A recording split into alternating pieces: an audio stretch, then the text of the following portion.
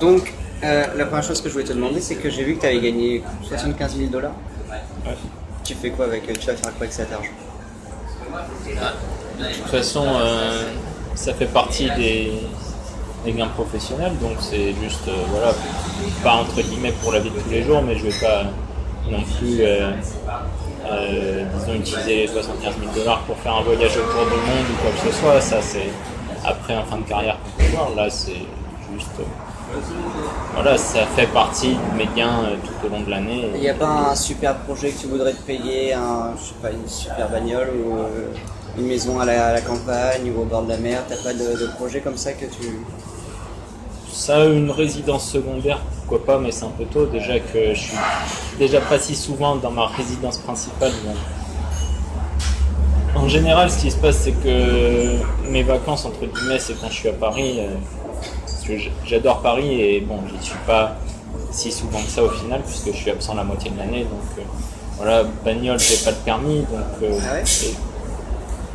Donc évidemment, je vais pouvoir payer des trucs, mais bon, j'ai pas non plus un projet à 75 000 $ dans le an. D'accord. Donc là, on en a un peu parlé par rapport à la tournée médiatique, en tout cas par rapport à la sollicitation des médias. Qu'est-ce qu'on te demande le plus? Qu'est-ce qu'ils veulent savoir le plus? C'est quoi la question basique d'un journaliste lambda, du Parisien? Qu'est-ce qu'il va te demander? Non, bah alors après, ça dépend déjà si ceux qui connaissent un peu le milieu à la base ou pas. Donc une question basique, ça va être voilà, quelle est la part d'entraînement, comment les joueurs s'entendent en tournoi, comment... évidemment, il y a la question de base, à quel âge as-tu appris à jouer? Ça, c'est toujours la question de départ. Qu'est-ce qu'il y a d'autre? C'est quoi la question la plus débile? Donc, qui est un peu un marronnier, mais... Débile.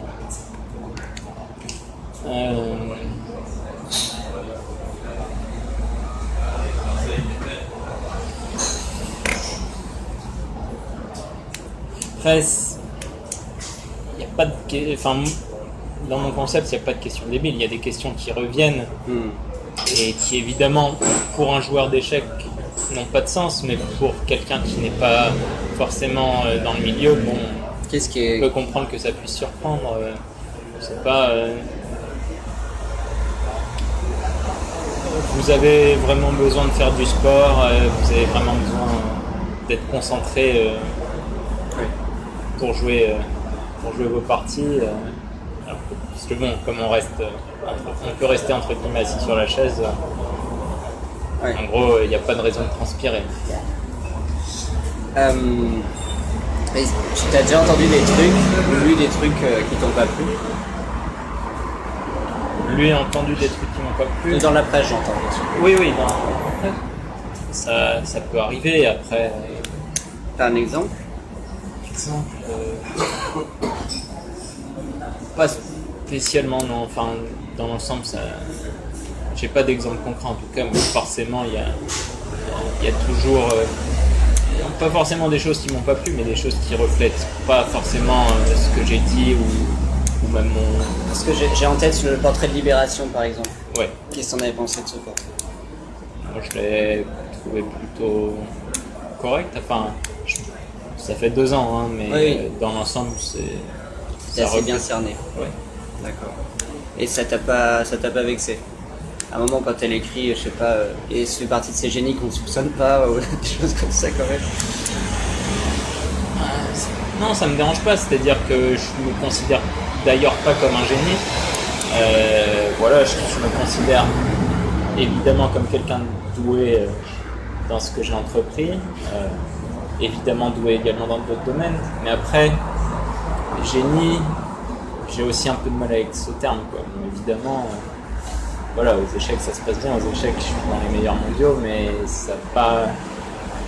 Je suis obligé de poser la question, t'as déjà fait un test de QI? Alors, non, jamais. Non, t'as jamais eu l'occasion de... Ouais. Bon, j'ai pas trop de doute que je me situerai dans la partie haute, mais je peux pas te donner un chiffre. Non mais en plus, tu sais, tu verras dans le papier, mais je cite une étude où en fait les mecs ils disaient que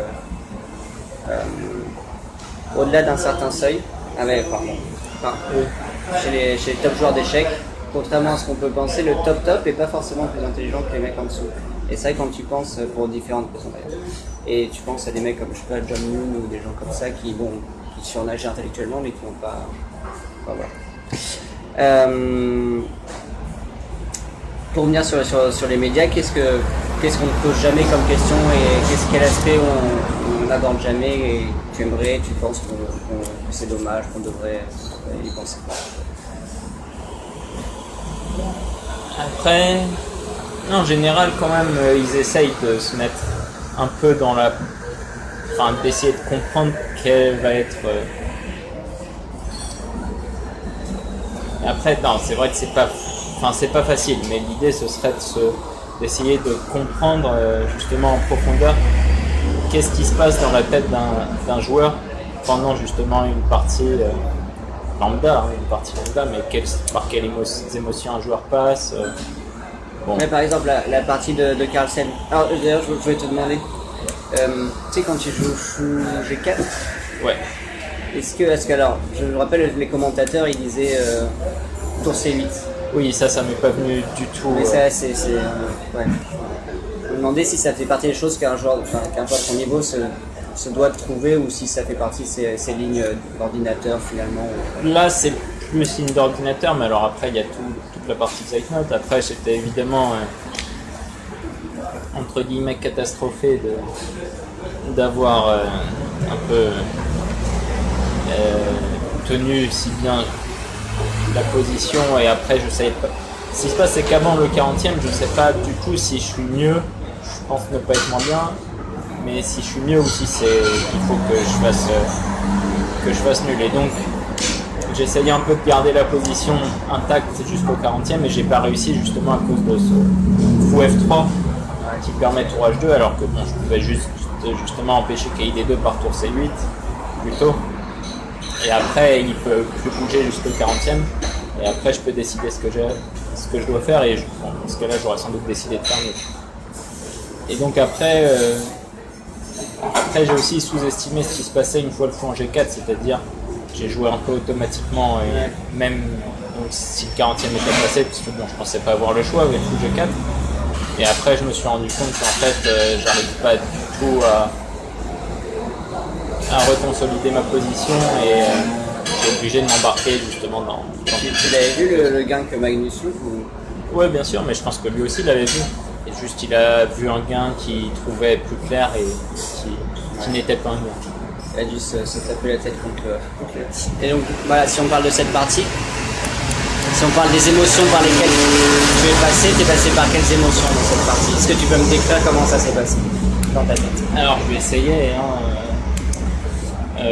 bon déjà alors il joue une... Ouais, j'ai toujours peur qu'en fait ça s'enregistre pas. Ah oui, non, mais je croyais que c'était menti. Oui. Alors,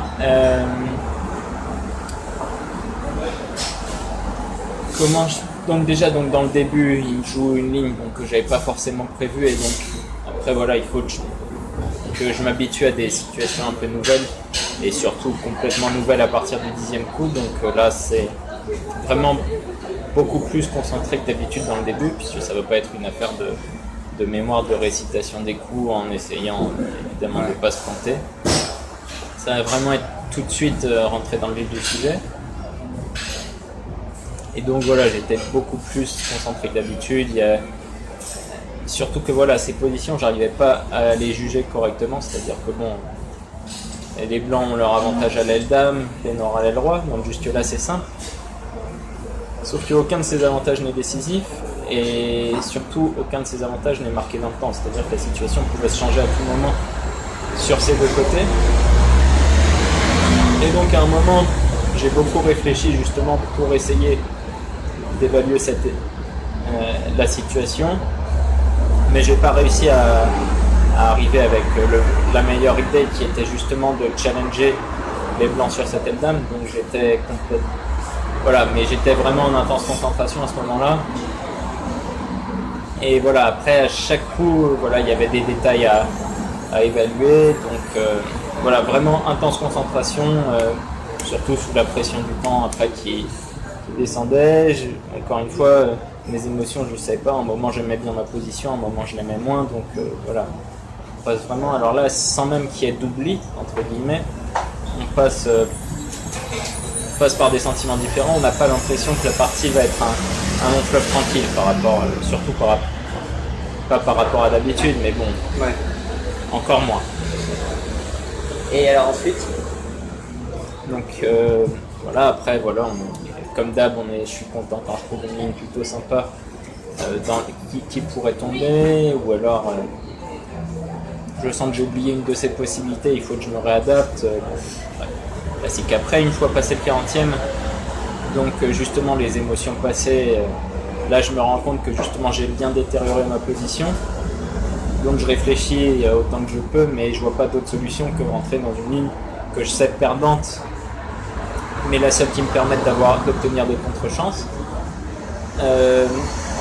Alors au départ, en étant tout à fait honnête, quand il joue le coup que j'attendais pas, mais je me suis dit bon, il a calculé bien, c'est la vie.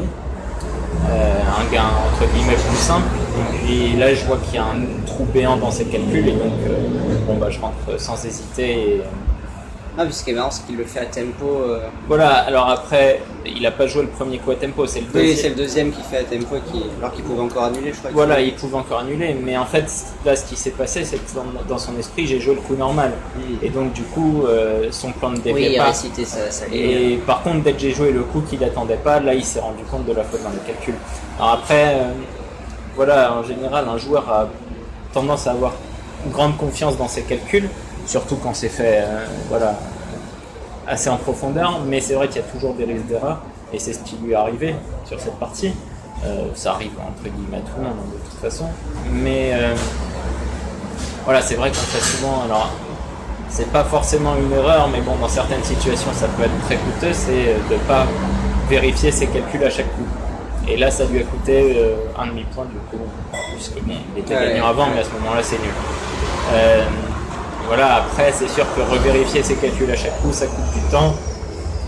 Moi, j'ai pas tant l'habitude que ça de revérifier mes calculs, puisque en fait, Tu les checkes. voilà, j'aime bien mettre la pression justement autant. Tu les checkes combien de fois tes calculs? Une fois, deux fois?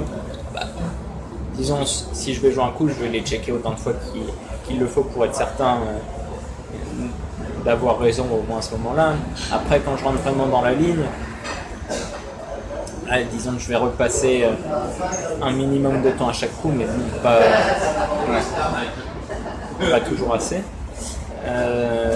Mais voilà, il y a aussi la partie mettre la pression sur l'adversaire, qui rentre en compte. Donc, c'est-à-dire que si je recheckais mes calculs à chaque coup, je ferais mettre aussi moins de pression sur mes adversaires, donc ça me coûterait aussi des demi-points d'une autre manière, voilà, mais d'une manière moins béante, et donc forcément qui va être moins remarqué qu'un oubli, justement parce qu'on n'a pas rechecké. Ça, il y a trop d'exemples, et c'est pour ça que c'est entre guillemets catalogué comme une erreur du joueur, alors qu'en fait c'est simplement c'est plus vraiment quelque chose qui nous rapporte des demi-points en général, plutôt que de nous en coûter. Et pareil, pour rester sur le registre des émotions, je me rappelle avec après ta partie contre Nepo. Ouais. Donc, tu étais interviewé juste après, je crois, par Ashton. Et ce qui m'avait marqué, je me suis dit, il y avait pas de. C'était évident que Magnus pouvait de toute façon pas perdre sa partie, et encore, tu étais très, très calme, pas du tout dans l'émotion. Alors déjà, on va finir peut-être la partie contre Magnus. Ah oui, pardon, excuse-moi, je pensais que pas du tout fini, c'est désolé, beaucoup de choses. désolé. Donc là, il gaffe, et puis quand il retombe en pleine réflexion, bon là j'ai le temps de m'apercevoir que non seulement il a pas de gain, ce que j'avais compris, mais également il a pas de moyen de faire nul, et donc là j'étais vraiment en train justement de faire le déclic entre jouer entre guillemets pour sauver sa peau et jouer pour l'emporter à fond. sans se retourner. Donc après, c'est ce que j'ai pu faire. Alors avec un ou deux détails, c'est-à-dire que à un moment, j'ai senti que je me compliquais la vie parce que j'arrivais pas à trouver le lien vraiment clair. Et puis voilà, une fois ensuite que je trouve le plus C4, là je comprends que je vais l'emporter et puis là je me retourne pas et je l'emporte. Après, voilà, c'est une partie tellement nerveuse du début à la fin que forcément ça m'a pris toute mon énergie. C'est une partie à la fois longue mais éprouvante pour les nerfs à chaque coup. Et donc à la fin, quand c'est fini, comment ça se passe quand les nerfs lâchent? Toi, tu te rues à l'hôtel et tu dors direct En fait, là, il y avait deux émotions assez différentes. C'est-à-dire que d'un côté, j'étais vraiment épuisé et donc voilà, j'arrive pour faire l'interview de partie et ça se voyait que j'étais complètement au bout du rouleau. Ouais. Mais d'un autre côté, il y a le shot d'adrénaline d'avoir battu Magnus avec les Noirs. On reçoit les messages un peu de France, donc de personnes qui sont restées comme ça devant l'écran jusqu'à 2-3 heures du matin. Donc voilà, donc il y avait vraiment deux émotions complètement contradictoires. Et d'ailleurs, tes rapports avec Magnus, ils sont comment? Très bon, ouais, c'est-à-dire que il m'a pas jeté les pièces à la figure. Non, on discutait normalement après la partie. Il lui arrive pas forcément très souvent des fois. Ton cœur il s'emballe comme ça par exemple autour du 40e? Alors là, pour le coup, autour du 40e, pas forcément. Et le cœur s'emballe surtout. Par exemple, je suis en train de jouer. Enfin, j'ai joué mon coup. Et là, je m'aperçois que j'ai oublié une possibilité pour l'adversaire. Alors là, le cœur s'emballe tout de suite. Je reviens tempo à l'échiquier et je regarde. Et en général, c'est rarement un oubli grave, mais ça peut parfois l'être. Ok, c'est les coups de flip standard. Voilà. Dans la vidéo. Et oui, donc je reviens. Excuse-moi, j'avais pas. À la partie qu'on est. Voilà, et donc ça se termine. Et donc je te voyais, t'étais interviewé, t'exultais pas du tout, quoi. Alors que. En fait, on aime bien attendre quand même. Enfin, je savais que Magnus allait pas perdre et probablement gagner. Mais je dois être prêt à n'importe quelle situation. Donc, si Magnus perd une pièce par hasard, après je dois me remettre dans la peau du joueur qui va au départage. C'est-à-dire, dans mon esprit, je m'efforçais de rester dans la peau du mec qui jouait ses départages pour gagner le tournoi le lendemain. Voilà, c'est la seule raison. Bon. Et donc, c'est-à-dire que si je l'avais déjà emporté, tu l'as fêté comment cette victoire? Est-ce que tu l'as fait façon joueur de foot bourré en boîte avec des mannequins russes ou est-ce que c'est... Non, alors après on a fait une ou deux soirées mais tranquilles avec les autres joueurs, mais évidemment il y avait un peu d'alcool mais pas rien de... Parce qu'après il fallait aussi que je rentre de toute façon sur Paris et le vol à 11h du mat pour arriver à 6h du mat à Paris, c'était pas... Est-ce que tu peux me parler de cette soirée avec les joueurs là, ça ressemble à quoi une soirée de top joueur d'échecs? Vous parlez d'échecs On parle... Là pour le coup c'était pas une soirée en boîte ou quoi que ce soit, donc oui, non seulement ça parlait échecs mais ça jouait à échecs. Ah ouais. Après voilà, ça dépend, donc ça nous est arrivé évidemment entre guillemets bourrer la gueule. Les soirées, là évidemment il y avait de la vodka, il y avait de la bière, etc. Donc il y avait moyen de... C'est qui le plus fêtard? Le plus fêtard, ça dépend avec qui, mais j'ai tendance à dire que c'était moi Ah oui?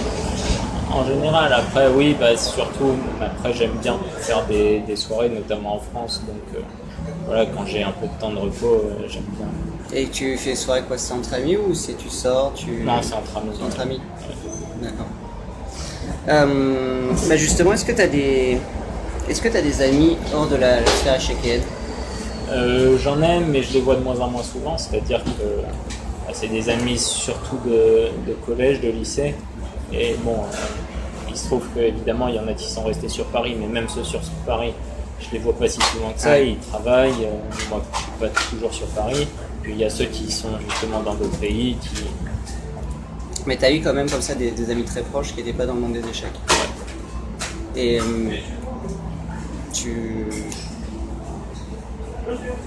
comment expliquer? C'est difficile d'imaginer ce que tu trouvais. Enfin, je vais essayer de formuler ça poliment, mais étant donné que pour quelqu'un comme toi pour qui les échecs représentent une tellement grosse partie de la vie, qu'est-ce qu'il y a à partager avec les autres personnes? Alors déjà, il s'intéresse à ce que je fais dans les échecs, mais de toute façon, j'ai jamais considéré que... Voilà, alors évidemment, en plus, voilà, c'est un peu l'effet pervers d'être toujours en milieu échiquier, c'est qu'évidemment, on a l'impression que les échecs sont le centre du monde, mais pas du tout pour moi. C'est-à-dire que si je suis en conversation, j'ai pas forcément envie de parler de mes tournois. Évidemment, je peux le faire, ça me pose pas de soucis, mais j'aime bien parler d'autres choses. Et d'ailleurs, parfois, voilà, quand je me retrouve avec mes amis échiquiens, on va parler surtout de foot, de tournois, on va parler de filles, etc. Donc, et d'une manière générale, en dehors de la sphère échiquienne, tu te sens bien? Il n'y a pas de... Je me sens bien, oui, bah après... Parce que c'est quand même très... il y a un côté vase clos, quoi. Tu es toujours avec les mêmes personnes, et puis en plus, faire des échecs, ça commence enfant quasiment. Donc depuis que tu es enfant, moi je me souviens, je me rappelle au Choix de France d'Amiens. Ouais. Tu avais comme ça, je me rappelle, alors, tu étais surclassé, et tu avais, j'ai l'impression, comment dirais-je, pas une cour, mais tu vois, comme ça, tu avais plein de personnes autour de toi tout le temps, et dès que je me disais, quand j'ai repensé hier, je me disais, mais ça doit être vachement difficile pour un gamin de se construire entre guillemets, normalement. Surtout que, bon, en soi, j'aime pas spécialement être le centre de l'attention, donc ça, voilà, c'est pas quelque chose que je recherche à la base.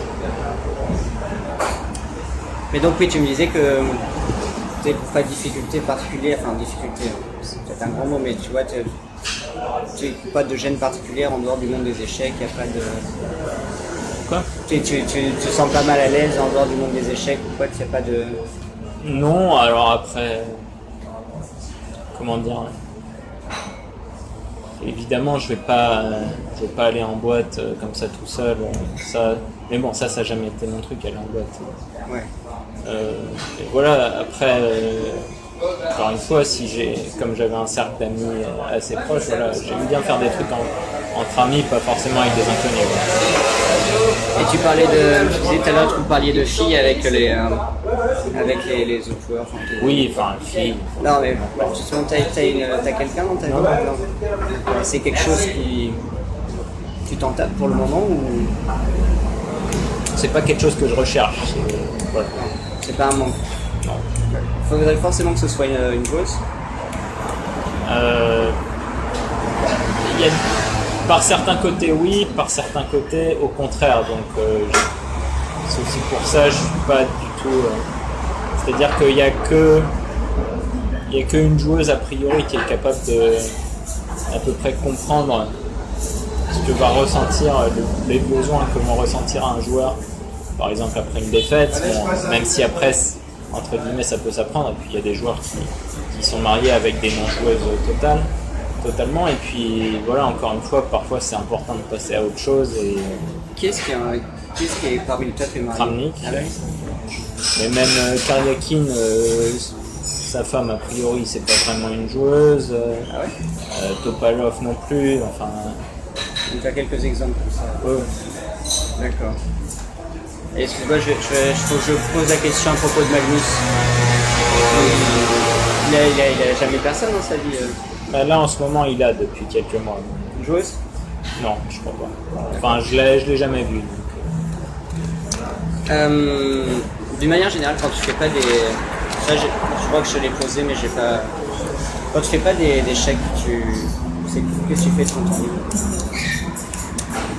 Quand je fais pas d'échecs, alors bon, bah déjà j'aime bien sortir dans Paris quand j'en ai l'occasion, quand j'en ai le courage entre guillemets. Mais c'est vrai que j'aime bien faire une petite balade, alors soit aller courir, évidemment, mais ça je compte pas ça comme une balade, ou alors simplement m'aérer dans Paris, bon, dans les coins que j'aime bien. Forcément, ça peut m'arriver de faire démarche assez longue du coup. Sinon je regarde pas. Je regarde pas mal de séries, pas mal de sport. Ça m'occupe pas C'est mal. quoi tes séries préférées? Séries, en ce moment je suis sur Narcos, mais qu'est-ce que j'ai fait? Série préférée, j'avais Breaking Bad, Ouais. bien sûr. Je suis entre guillemets un binge watcher comme pas mal de joueurs. Mathieu par exemple est dans ce cas-là. Ah ouais. Je regarde un peu tout et son contraire. Voilà, j'ai beaucoup aimé par exemple la série Malcolm, qui s'est achevée il y a pas mal de temps. Ah, on parle pas. Il est pas mort, hein, donc oui, c'est une... Oui, je sais.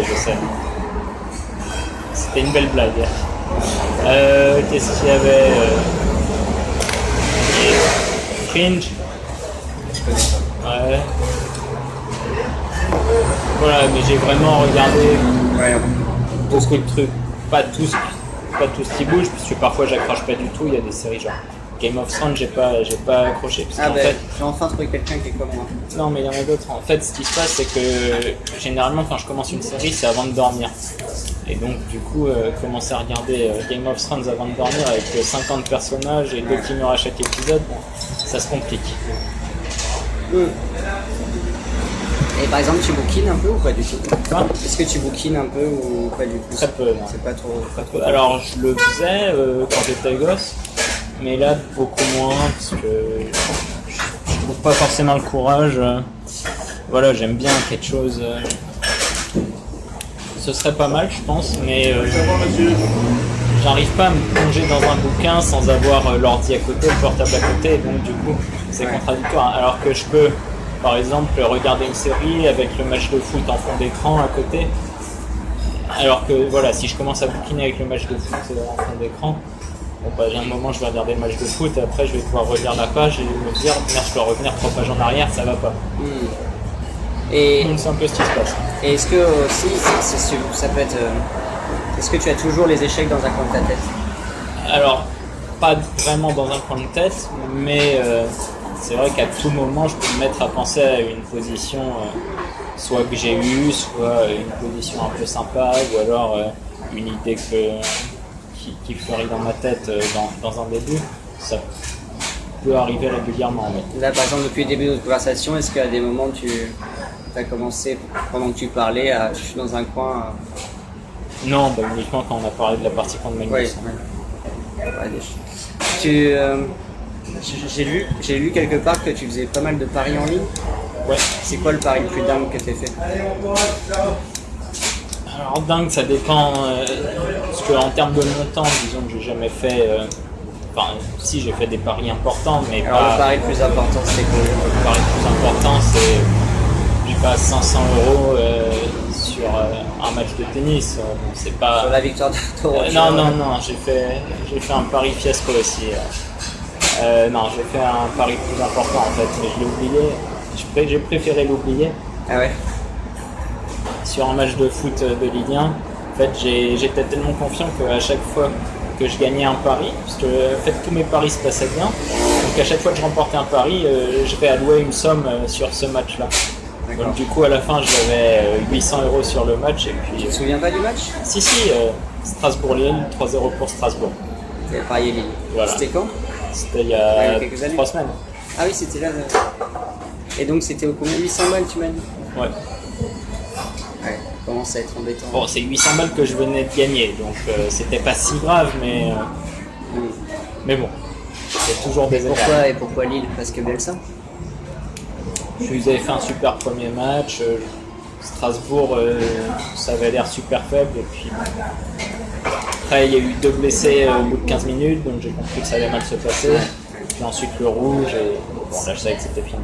Ton équipe préférée, c'est quoi? Parce que je sais que Roger, c'est un peu... C'est Lyon. Lyon. Et qu'est-ce que tu penses de l'équipe de cette année? Sauf le coach. Ah ouais? Il est pas bon du tout? Je le trouve pas du tout à la hauteur. Sinon le mercato était bon et voilà, mais après c'est vrai que l'année dernière il était à côté de la plaque, là cette année encore Il n'y a pas un fond de jeu qui m'excite. Ah, moi je suis pour Bordeaux, moi, et donc Ouais. le match, quand même, c'était pas mal, le Bordeaux. Oui. Oui, mais en fait, Lyon repose trop sur ses individualités. Alors bon, il y a Fekir qui est super, voilà, qui est au-dessus. Il y a Traoré qui est une super recrue. Il y a les latéraux qui font un super boulot. J'aime bien votre avant-centre, même s'il joue pas dans... Et Mariano Diaz. Ouais, oui, non mais je pense qu'il est pas mal. Donc voilà, tout ce mercato a été bien fait pour justement compenser le départ notamment de Lacazette, de Tolisso, etc. Mais par contre, je sens qu'il n'y a pas, va pas y avoir de but collectif comme on peut en voir à Nice ou à Monaco. Voilà, il y a toujours les problèmes sur coup de pied arrêté, mais ça c'est toujours, voilà, il y a beaucoup de faisceaux. Et puis bon, l'année dernière c'était scandaleux aussi ce qu'on proposait comme jeu. Ouais, bon, avec, après, oui, pas de chance, quoi. Tout s'est mal goupillé depuis le début, quoi. Mais pourquoi est-ce que tu es pour Lyon? Parce que tu es originaire de région parisienne. ouais, mais j'étais pas fan du PSG déjà à l'époque et bon, quand les investisseurs qataris sont arrivés, encore moins, pour une raison en fait toute simple d'équité sportive, c'est-à-dire que bon, le PSG se battait péniblement pour se maintenir pendant quelques temps et menaçait pas du tout de faire partie des meilleurs clubs français. Et soudainement un apport d'argent venu de nulle part qui défie voilà, toute construction logique, c'est-à-dire voilà, Lyon ça a été construit, il y a des clubs où vraiment la montée en puissance a été construite. Monaco c'est un peu moins le cas, mais bon malgré tout, enfin si le Monaco du début des années 2000 quand même. Après le Monaco des années 2010, bon, mais bon, même le projet Monaco des années 2010, il y a certains points sur lesquels on est largement en équilibre. Oui, oui. Mais par contre, Paris, voilà, soudainement ça devient un empilement de stars et qui par moments frisait l'indécence, c'est-à-dire que bon, plus encore que le recrutement de Neymar, c'était être capable de recruter des joueurs à 50, 60 millions qui étaient des échecs, qui finalement se retrouvaient à cirer le banc et voilà, et je vois pas de cohérence dans le fait de pouvoir injecter de l'argent à tout moment et sans avoir à se soucier voilà, si le joueur va être une catastrophe industrielle ou un succès. Oui, ça. Et d'ailleurs, tu m'as dit ouais, le PSG quand les Qataris sont arrivés, est-ce qu'il faudrait y voir un fond de conscience politique et non, pas du tout. Non, pas du tout. Là, c'est vraiment l'aspect pour la dérégulation sportive. Hein, c'est pas du tout. Là, ça aurait pu être des Qataris, ça aurait pu être des Chinois, ça aurait pu être même un investisseur français. Une fois de plus, non mais ce côté, parce que c'est vrai que dans les échecs, il y a pas mal de gens très très très à gauche et le côté argent roi, tout ça, c'est pas quelque chose. Non, alors je me considère pas à gauche, ça c'est sûr, mais je sais pas trop ce que je me considère en fait. Et c'est quelque chose qui t'intéresse ou pas tellement? Ça peut m'intéresser dans les bonnes conditions. Pour moi, la politique doit...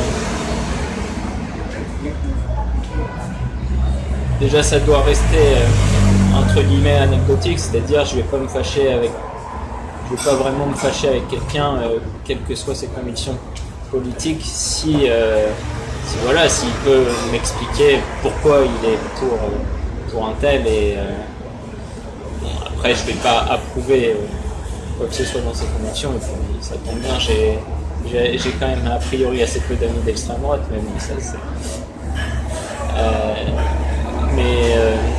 après voilà, tant que ça reste tant que c'est pas dans la voilà tout ce qui est sport etc, ça peut et ça doit être dans la passion.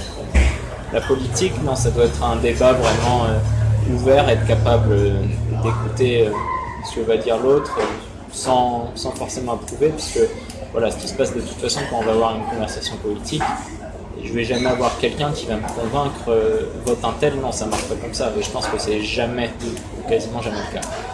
Tu m'as dit que tu n'étais pas à gauche, donc c'est quoi, on doit comprendre que tu as voté Fillon, Macron?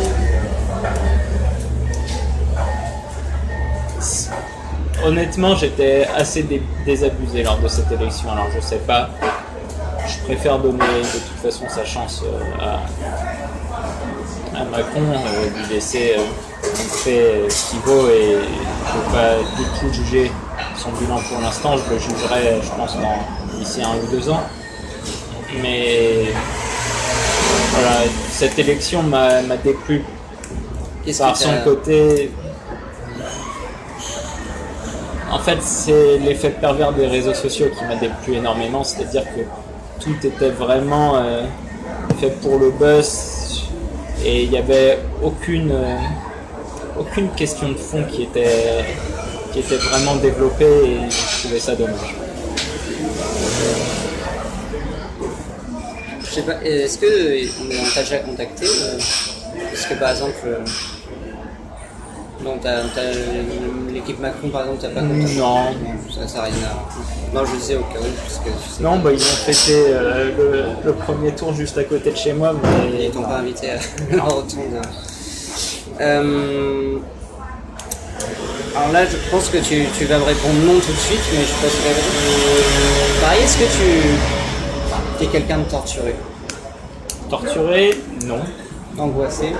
Alors, non, mais après, je veux dire, comme tout sportif, il y a des moments de doute, il y a des moments... Même, alors évidemment, il y a les spirales négatives qui sont inévitables dans la vie de sportif, mais même quand ça se passe bien, il y a toujours, il peut toujours y avoir une part de doute. Alors évidemment, c'est aussi un contrebalancier pour éviter justement de tomber complètement dans l'euphorie et de perdre toute raison, mais c'est vrai que bon, ça peut arriver de se dire bon, je passe ma vie quand même à jouer aux échecs, alors c'est ma passion, mais bon, est-ce que je suis bien utile en poussant du bois, etc. Il y a toujours du doute.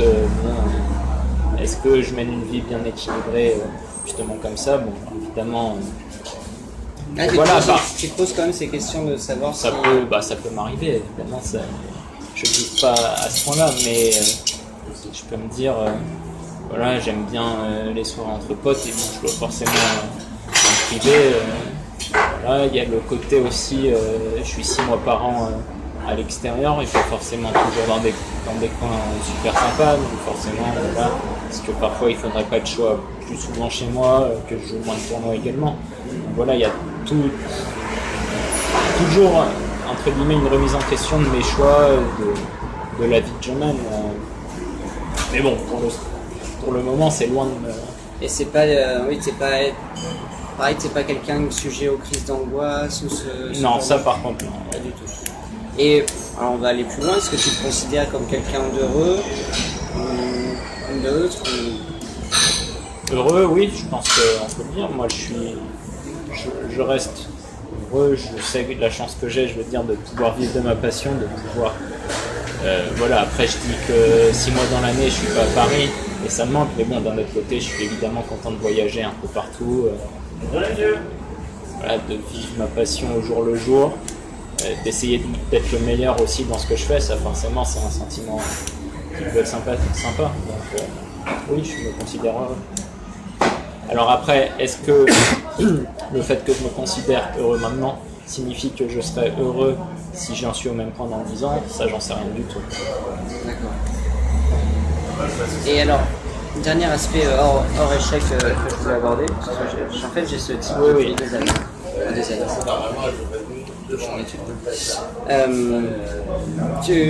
Quel genre comment ça se passait à l'école? Quel genre d'élève t'étais? Est-ce que t'étais complètement désintéressé comme je sais pas, comme tu sais, on pense toujours aux gens type Fischer, ça qui était un peu barré, mais quel genre d'élève t'étais? Quel genre de gamin t'étais? Non, ça se passait bien à l'école. Alors après,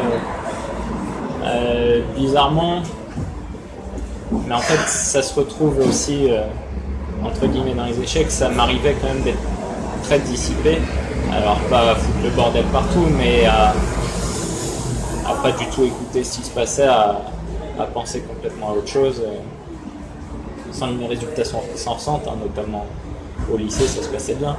Mais voilà, après, pendant une partie d'échecs aussi, ça peut m'arriver pendant 5-10 minutes d'être en train de penser entre guillemets à ma partie et en fait d'être en train de, je sais pas, de me remettre une musique en tête ou le match de foot que je viens de voir ou la série que je viens de regarder et pendant 5-10 minutes faire que dalle et après devoir reboot le cerveau pour revenir dans la partie.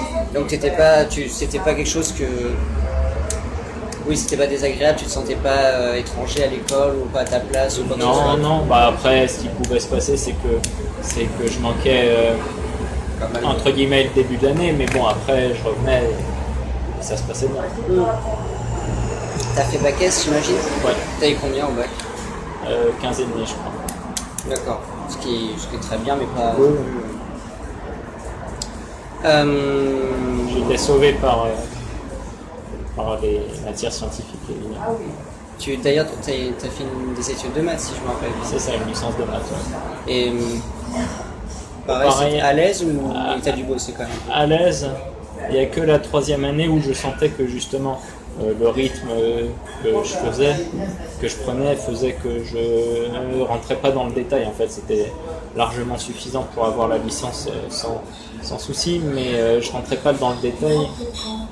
Et ça, c'était gênant puisque je comprenais que si je devais pousser un peu encore les études, alors il faudrait que je m'investisse pour comprendre ce que je faisais. Et, non pas que ça m'intéressait pas, mais voilà, à ce moment-là, c'était du temps dont j'avais besoin pour les échecs. Mais de toute façon, as-tu jamais envisagé de faire quelque chose avec cette licence de maths ou avec tes études? Non, mais alors après, c'est un point de chute. À la fois, c'est un point de chute. C'est un point de chute en cas de lassitude, en cas d'écroulement, je sais pas, d'écroulement de mon niveau. Enfin bref, il y a tout un tas de raisons qui faisaient que c'était bien aussi d'avoir cette licence de maths. Et donc, pour rester juste brièvement sur l'école, comment les autres gamins et même adolescents te voyaient? T'es genre un peu une bête curieuse ou ça leur passait dessus? Alors il y avait évidemment un côté bête curieuse, notamment quand je reviens d'un tournoi, 1 semaine ou 2 semaines d'absence, voilà, t'as fait quoi, comment ça s'est passé, etc. Mais après c'était pas du tout l'obsession des autres élèves et je tenais pas à ce que ça le devienne de toute manière. T'étais dans quel établissement? T'étais dans Paris même ou... Non, j'étais en banlieue, juste à côté de chez moi. Et une banlieue quoi, plutôt bourgeoise Non, j'étais lycée Champlain à Chennevières-sur-Marne, donc pas... C'est où ça? À Chennevières-sur-Marne. Chennevières-sur-Marne. Comment tu l'écris? CHE, 2N, EVIERES. Ok. Donc ouais, c'est quoi comme type de... Non, je considère pas ça comme bourgeois, c'est un milieu assez éclectique, on retrouvait un peu de tout. Ouais. Toi-même, tes parents, ils font quoi dans la vie? Alors bon, ils sont tous les deux retraités maintenant, mon père est ingénieur en informatique à la base, ma mère était prof de français. D'accord. Et ça ne la désespère pas de te voir ne jamais lire, abandonner les mots pour le... Elle m'a poussé justement à lire quand j'étais, on va dire, enfant puis ado. Puis maintenant, bon, je considère que voilà, j'ai choisi ma voie, que j'ai entre guillemets le bagage minimum et donc voilà, à partir de là. D'accord. Une dernière chose que je voudrais voir avec toi, c'est juste brièvement revenir un peu sur les échecs, mais ça n'a pas duré un moment. Je voulais savoir, est-ce que tu te rappelles de tes premiers tournois, tes premières parties, tes premières émotions justement dans le... Ouais. Bah là, évidemment, surtout au début, j'avais tendance à jouer très vite. En fait, chaque partie, un peu comme si j'avais 5 minutes à la pendule, un peu comme un course normal. Donc, ça se passait bien. Bon, parfois, évidemment, je prenais un peu plus de temps, mais c'était très rare que je finisse une partie avec, je sais pas, c'était des parties d'1 heure, je crois. Si je finissais avec 30 minutes à la pendule, c'était un miracle. Ah, et tu te rappelles par exemple de ton premier tournoi? Premier tournoi, alors, c'est un peu spécial parce que c'était les championnats qualificatifs. Donc, c'est les championnats Val-de-Marne et je sais que ça se jouait sur une journée, donc c'était des parties de 20 minutes. Bon, je pourrais pas du tout dire l'endroit, le premier vrai tournoi dont je me rappelle. Alors, Après, encore une fois, championnat d'Île-de-France, bon, je sais que je me rappelle des détails, donc je me rappelle de mon résultat. Je sais que je me suis qualifié entre guillemets à l'arrache, c'est-à-dire en match de départage pour le championnat de France. Et le premier vrai tournoi dont je me rappelle, c'est le championnat de France. Évidemment, là, j'avais conservé les feuilles de partie et puis. Et ça avait donné quoi ton truc premier? Ouais, j'avais remporté le championnat de France. 18 ans. Et t'étais quoi, première année? Ouais. C'était quoi? C'était à Romans en 99? Non, c'était Montluçon 97. D'accord. Ok. Et ouais, donc tu peux un peu développer sur oui, tes débuts dans les échecs. Ouais, alors après, bon, bah, je suis rentré assez vite en club, donc voilà, rentré 96. Je sais que j'aimais bien justement tout ce qui était challenge, donc à chaque. Évidemment, je jouais des blitz en dehors, et puis pendant les entraînements, j'aimais bien être le premier qui donnait la réponse, etc. Mais tu étais du genre acharné chez toi? Tu travaillais encore, enfin tu travaillais ou tu jouais, peu importe, mais... Oui, j'adorais jouer, donc c'est pas que j'étais acharné, je me considère pas du tout comme un acharné, un forçat de travail. Mais par contre, oui, quand quelque chose me plaisait, voilà, j'étais vraiment à jouer dès que j'en avais l'occasion, bien sûr. Après, il y a forcément, voilà, dans la vie de joueur, alors bon, c'est pas toujours le cas pour tout le monde, mais bon, il y avait des moments où j'avais besoin de décompresser, de jouer à autre chose, donc parfois, voilà, je jouais au billes, je jouais à n'importe quoi, mais pas des échecs. À l'époque, il n'y avait pas internet, donc comment tu jouais chez toi? C'était le jeu électronique?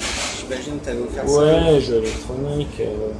Alors je regardais des positions comme ça, j'essayais d'étudier un peu ce qui se passait. D'accord. Il a toute dernière. Donc tu... Bah, je sais plus où je t'ai entendu dire ça en disant que bon, là, finalement, quoi, la plupart du temps, 80% du temps, c'était assez instinctif, quoi. Tu voyais une position et le premier coup qui venait à l'esprit, c'est celui que tu allais jouer. Et ça, c'est quelque chose d'assez, je pense, assez compliqué à comprendre pour les gens hors échec qui vont dire mais comment c'est. Pour eux, c'est le contraire, la rigueur, les calculs. Oui. Est-ce que tu peux essayer d'expliquer comment ça se passe, comment tu l'expliquerais à quelqu'un qui ne joue pas? Disons qu'à chaque fois que je vois une position, je vais tout de suite décider qu'il y a par exemple 3 ou 4 coups qui sont candidats. Donc je vais... Et puis bon, j'en ai un qui instinctivement je vais préférer, donc pour des raisons, parce que je connais les schémas de ces positions, je sais à peu près quel plan je dois adopter. Je sais aussi parfois si je dois passer à l'attaque ou si je dois continuer à renforcer ma position, etc. Bref. Donc avec tout ça, je vais déterminer 3-4 candidats, dont un qui a ma préférence. Et après, je vais supporter ça par des calculs. Là, je vais étudier chacun des coups candidats. Bon, en général, le coup instinctif est en effet le bon. Ça peut arriver qu'il y ait un autre coup complètement, entre guillemets, caché qui finisse par se dégager. Mais bon, après, je ne sais pas si c'est 80%, mais voilà. Mais en règle générale, oui, c'est ce qui va se passer. C'est en fonction, donc, encore une fois, des schémas que je connais, des positions, entre guillemets, similaires, de ce que la position requiert, si ça requiert que voilà, je consolide entre guillemets que ce soit mon avantage, enfin bref, la position que j'ai déjà sur l'échiquier, ou alors au contraire si c'est le moment de passer à l'action, bon tout ça c'est quelque chose qui s'acquiert évidemment avec l'expérience qu'on obtient au fil des parties. Et est-ce qu'il arrive aussi des fois que tu aies des coups instinctifs, des coups que tu vas jouer, alors que tu peux pas les justifier rationnellement, mais tu te dis je sens que là il y a un truc et que bon, je le sens, c'est plutôt ce que c'est. Ça peut entre guillemets arriver, mais bon. Après, j'aime pas non plus être dans une situation où je contrôle pas ce qui se passe. Donc, si je vais jouer un coup comme ça, c'est assez rare. Ça peut arriver que j'ai ce coup instinctivement dans la tête et je perçois évidemment les idées qu'il va y avoir, mais j'arrive pas à tout justifier. Mais ça, généralement, je le fais soit quand je sens qu'il n'y a pas d'autre choix, ou alors quand la situation du tournoi l'exige. Mais ça reste assez rare. Tu m'as dit que tes camarades, enfin, Étienne en tout cas, rentre aujourd'hui, demain, je sais pas. Ouais, bah après je suis passé à Agen justement, j'ai fait une ou deux soirées avec eux.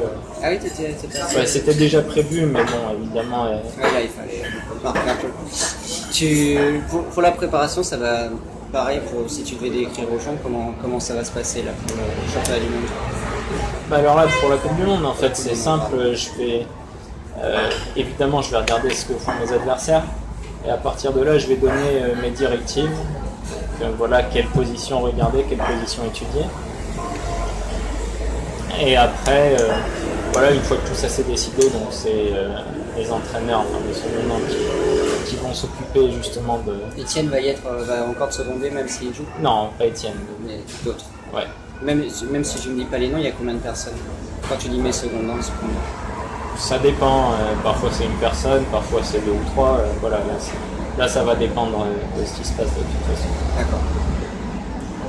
Et donc voilà, donc je donne les positions à regarder. Et après, quand je reçois les fichiers, évidemment, soit évidemment, entre guillemets, je fais confiance aveugle dans certaines positions où bon, c'est juste voilà, du pur... où il n'y a pas besoin, entre guillemets, de mon jugement. Puis il y a des positions où je vais avoir besoin de dire ça me semble correct, ça me semble être la bonne direction, puisque en fait, toutes les positions se jouent au détail et aussi au feeling du joueur. Donc voilà, quand ils envoient le fichier, ils peuvent pas dire ça c'est mieux, ça c'est mieux. Non, c'est pas comme ça que ça marche, c'est ça est-ce que t'aimes bien, ça est-ce que t'aimes bien, ça est-ce que... Et donc voilà, donc je donne mes feelings sur ces différentes positions. Et à partir de là, donc, si là il faut encore un peu pousser, si ça me plaît bien, c'est bon, on peut y aller. Si ça, a priori en dernier recours, enfin voilà. D'accord. Et donc après, ils peuvent revoir en fonction de ces nouvelles directives, etc. Et voilà. C'est marrant parce que là, bon, c'était quoi? En tout, on aura passé 2 heures ensemble et en fait, tu ne corresponds pas du tout à l'idée qu'on se fait d'un champion d'échecs. Surtout l'image véhiculée par la presse, mais aussi par les films, etc. Est-ce que c'est toi qui es une exception ou est-ce qu'en fait c'est la presse, l'art qui a fait des exceptions, des généralités? Je dirais plutôt ça, c'est-à-dire qu'on ne va pas toujours... Enfin, c'est rare d'avoir un Ivan Chuk qui voilà, peut se taper les têtes contre un mur ou quoi que ce soit. Non, la plupart des joueurs déjà ont des centres d'intérêt autres que les échecs. Alors ça n'a pas besoin d'être le sport, mais ça peut être la musique, ça peut être voilà moi pareil, j'ai toujours en fait une nouvelle chanson par tournoi que je vais écouter pas en boucle, mais voilà, avant chaque début de partie. Voilà, donc, et ça va être quoi, du rock? Souvent du rock, ouais. Ça dépend. Donc, mais voilà, ça peut être série, film. Moi, je suis pas trop film, mais bon, il y a beaucoup de joueurs qui aiment regarder des films. Ça peut être évidemment aller faire un tennis, aller faire un foot, ou regarder la Première Ligue, ou la Ligue 1, ou l'US Open, etc. Parce qu'en fait, c'est plutôt le contraire, quoi. C'est-à-dire, il y a quelques mecs un peu. Mais la plupart des joueurs sont normaux. Je ne me considère pas non plus comme normal, mais après je suis pas sûr que ce soit une mauvaise chose, c'est-à-dire que j'ai pas non plus envie d'une vie routinière, ça dépend ce qu'on appelle normal. Et je pense pas, évidemment, pas rentrer dans le moule, mais je pense être capable quand même de tenir une situation de vie normale sans m'arracher les cheveux. Tu te vois avec à terme une famille, même des enfants? C'est loin d'être impossible. Après, encore une fois, c'est pas du tout ma priorité, mais évidemment, ça peut tomber dessus à tout moment. Ok, bon bah super. Ok. Moi j'ai pas d'autres choses à te... Ah si, j'ai une dernière chose à te demander. Attends, je vais enregistrer ça tout de suite comme ça.